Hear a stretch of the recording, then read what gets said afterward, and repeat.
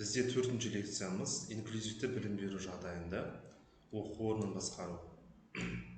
Инклюзивті білім беру бұл барлық балаларды, соның ішінде ерекше қажеттілігі бар балаларды жалпы білім беру процесіне қосу болып табылады.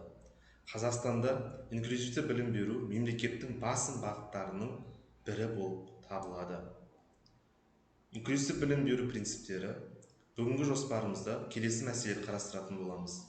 Инклюзивті білім беру принциптері, басқару жүйесінің міндеттері, заңнамалық база, мұғалімдерді даярлау, проблемалар мен кедергілер, жаңа технологиялар маңызы, халықаралық тәжірибе және қорытынды.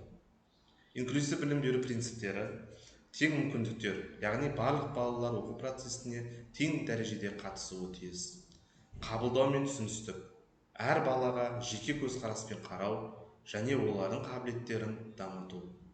Қоғаммен ынтымақтастық, мұғалімдер, ата-аналар және қоғам өкілдері бірлесе жұмыс істеуі тиіс.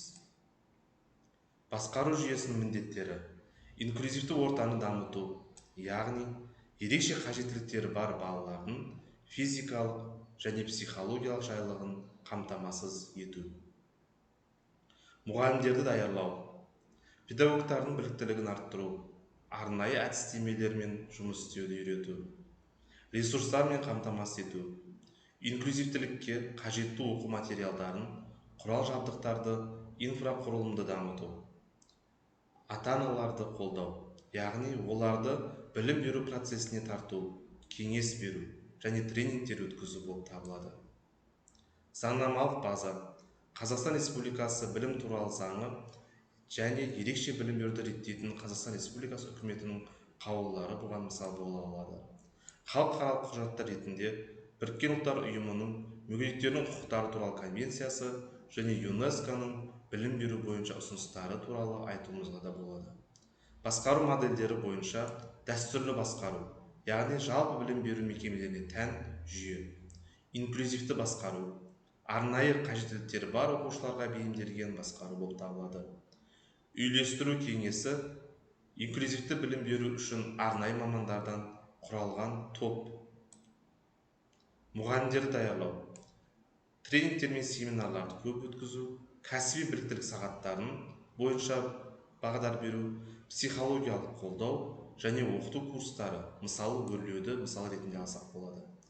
Материалдық техникалық база ретінде физикалық қолжетімділік, оқу құралдары, технологиялар мысал бола алады. Материалдық физикалық қолжетімділік бойынша пандустар, лифтілер, арнайы орындықтар, оқу құралдары бойынша брайль шрифті, аудио оқулықтар, интерактивті тақталар бойынша арнайы компьютерлік бағдарламалар, технологияларға мысал бола алады.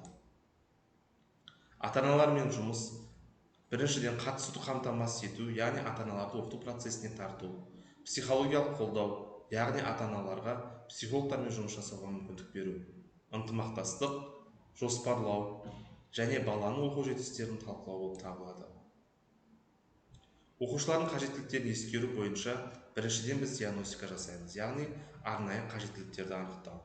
Екіншіден, жеке оқу жоспарлары, оқушының қабілеттеріне қарай арнайы бағдарламаларды құру. Психологиялық қолдау, баланың өзін сенімді сезінуін қамтамасыз ету. Проблемалар мен кедергілер, қоғамдық пікір, инклюзияға теріс көзқарас, мұғалімдердің дайын еместігі, яғни білікті педагогтардың тапшылығы, ресурстардың жетіспеуі, қаржыландырудың жеткіліксіздігі осыған мысал бола алады. Инклюзивті білім беруде жаңа педагогикалық технологиялардың маңызы, яғни мультимедиалық технологиялар 20%, жеке тәсілдеме 20%, кооперативті оқыту технологиясы 20%, ақпараттық коммуникациялық технологияларды құралдарын қолдану 20%, ойын технологиялары 20% құрайды. Яғни осы бағыт бойынша ерекше білім беру қажетін баламен жұмыс жасауымыз керек болады. Халықаралық тәжірибе ретінде Норвегияда ерекше қажеттіліктері бар балалар үшін арнайы оқыту бағдарламалары әзірленген. Америка құрама штаттарында жеке білім беру жоспарлары енгізілген, ал Жапонияда қоғамдық қолдауды күшейту негізгі мысал бола алады. Қорытындылайтын болсақ, инклюзивті білім беру барлық балалар үшін тең мүмкіндіктер жасаудың маңызды құралы. Қоғамда білім беру жүйесінің тиімділігін арттыру үшін басқарудың жаңа тәсілдері қажет. Әр баланың құқығы мен қажеттілігі құрметтелуі керек. Мұғалімдер, ата-аналар және басқару жүйесі арасында ынтымақтастық маңызды болып табылады. Назарларыңызға рахмет.